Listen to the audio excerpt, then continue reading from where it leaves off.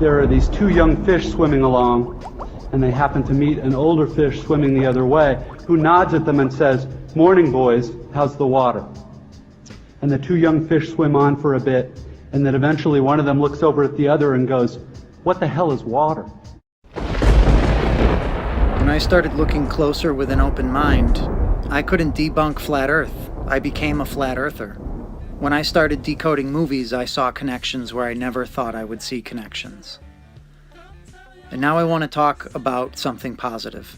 Despite all of these disinfo shills, there has been a great gift given to you once you see the flat earth and the dome and the firmament for what it is.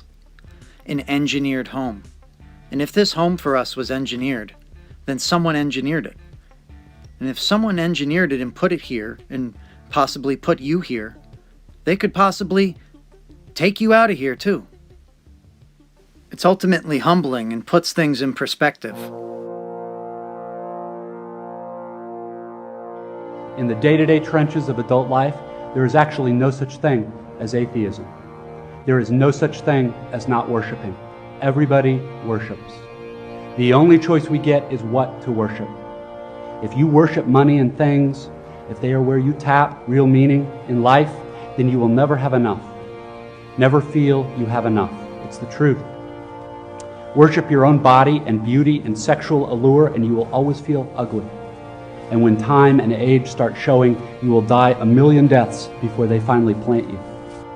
Worship power, you will end up feeling weak and afraid, and you will need ever more power over others to numb you to your own fear. Worship your intellect, being seen as smart, you will end up feeling stupid, a fraud, always on the verge of being found out. Look, the insidious thing about these forms of worship is not that they're evil or sinful. It is that they are unconscious. They are default settings. They're the kind of worship you just gradually slip into day after day, getting more and more selective about what you see and how you measure value without ever being fully aware that that's what you're doing. And the so-called real world will not discourage you from operating on your default settings, because the so-called real world of men and money and power hums merrily along on the fuel of fear and anger and frustration and craving and the worship of self. Our own present culture has harnessed these forces in ways that have yielded extraordinary wealth and comfort and personal freedom. The freedom all to be lords of our own tiny skull-sized kingdoms, alone at the center of all creation. The really important kind of freedom involves attention and awareness and discipline and being able truly to care about other people and to sacrifice for them over and over in myriad petty little unsexy ways every day.